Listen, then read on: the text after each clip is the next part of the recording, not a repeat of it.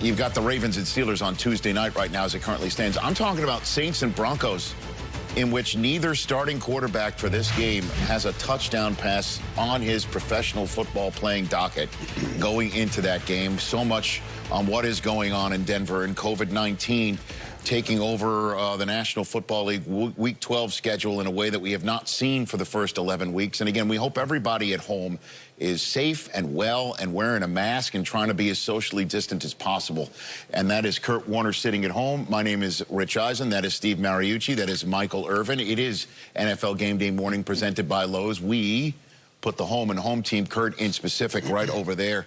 And as I mentioned, Steve Mariucci, there's many different storylines that we could go to start this, and we will get to that in a second, but I hope everybody did have a very good Thanksgiving. It was Steve? awesome. Yes. Kurt, everybody good over there? Yeah, it was great. Thanks, Rich. I think we have, too. Yes, same to you. I think we have a video of a very champ Thanksgiving for the gent on the end of our set. Oh, what is this, man? Oh, geez. Look at that. His name is Champ. Lone Wolf, Cowboys emotional support stuffed animal. Michael is a friend of mine. Me and Champ, we're going to make it through this. He's the best friend that I've ever found. We just trying to get stronger. And I know he'll never let me down. Me and Champ right there. No, because Michael is a friend of mine. That's a tear. That's a tear. Oh, my God, man.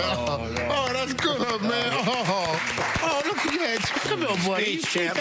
Speech. Oh, man, I appreciate that, buddy. That was so great. You have to do that before you laugh. He's doing it again. I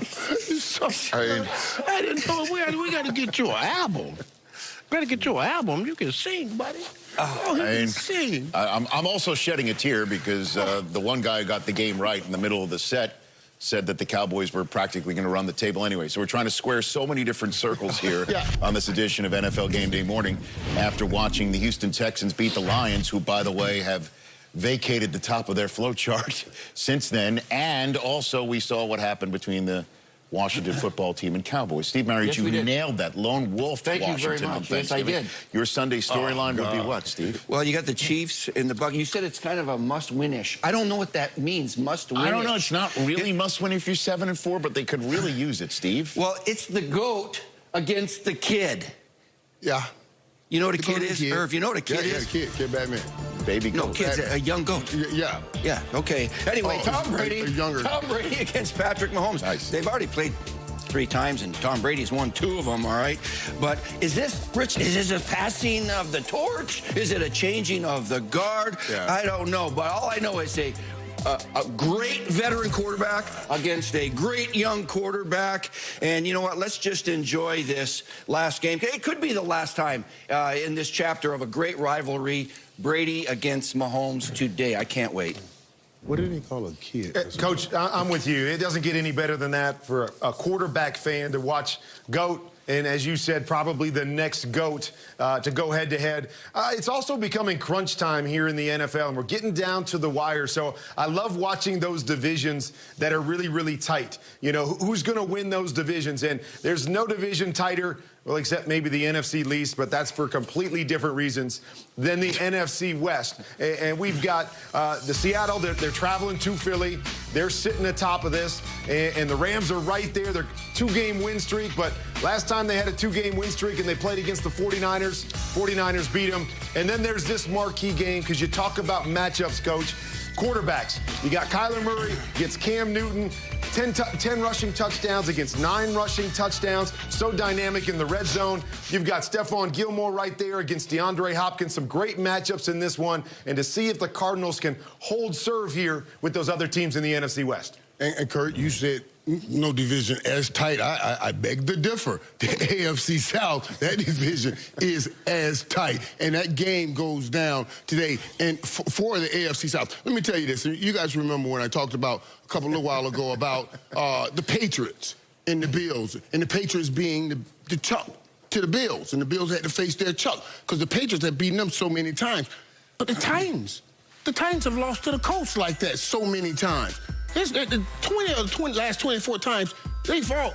They fought and played.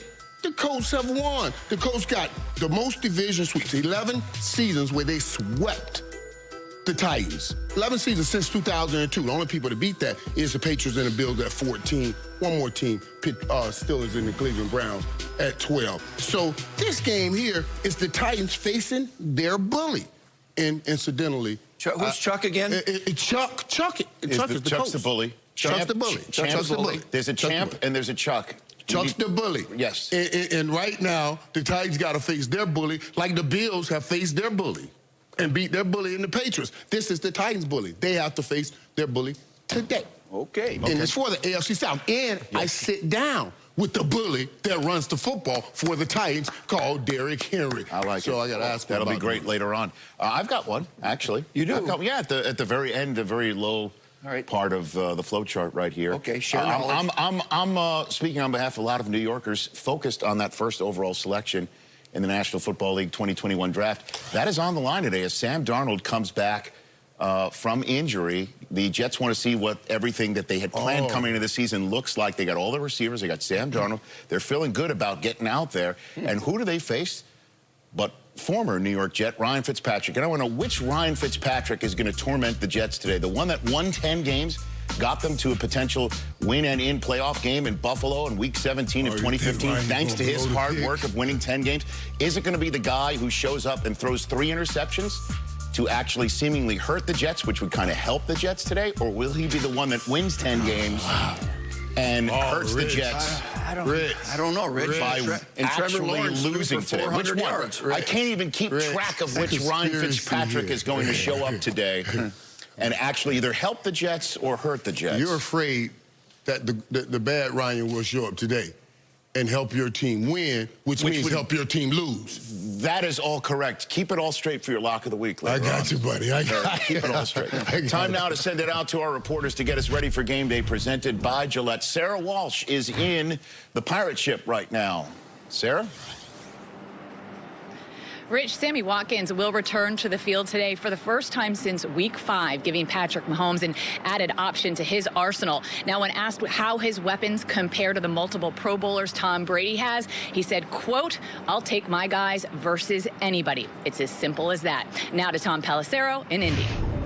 Sarah, Colts quarterback Phillip Rivers looked good in his return to practice on Friday, and Coach Frank Reich told me it doesn't look like Rivers' injured toe will impact him today in a huge game against the Titans. Colts running back Jonathan Taylor out because of COVID protocols. It'll be Nyheim Hines and Jordan Wilkins instead. Here's James Palmer in Denver.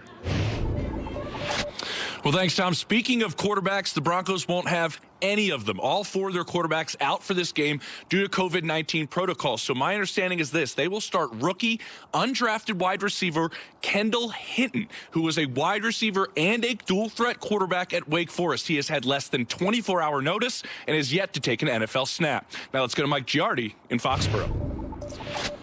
Thank you, James. A rarity for the Arizona Cardinals. No Larry Fitzgerald today. He has fallen victim to the COVID-19 reserve list. However, Kyler Murray, who was listed with a shoulder injury all week, removed from the injury report Friday, good to go. For the Patriots, left tackle Isaiah Wynn on IR with an MCL sprain in his knee. Patriots reshuffling that offensive line once again. Now to Kim Jones in Orchard Park.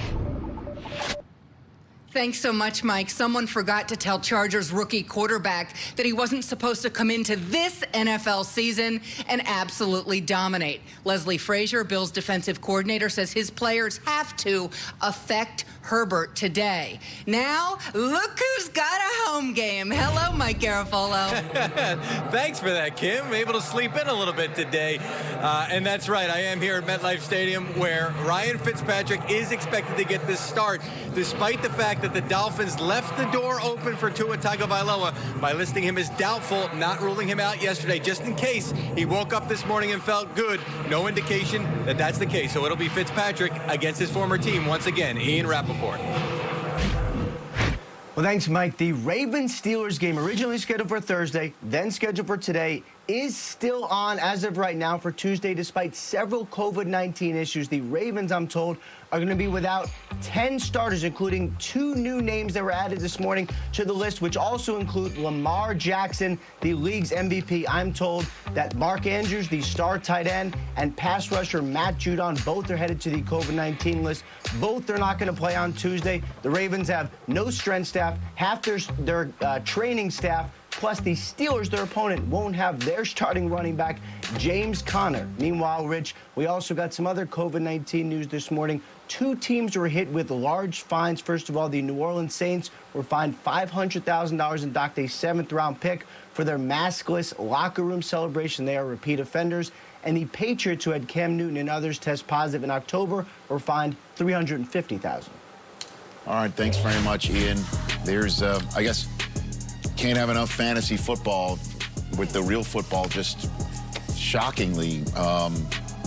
There's just no other way to put it other than just it's grim, and we hope everybody is safe and healthy and that everyone masks up, quite frankly. And you could see Julio Jones not expected to go for the Atlanta Falcons today. Todd Gurley's already out still. We'd love for you to hashtag Lowe's Home Cam for us and send us however you're getting ready for game day yourself.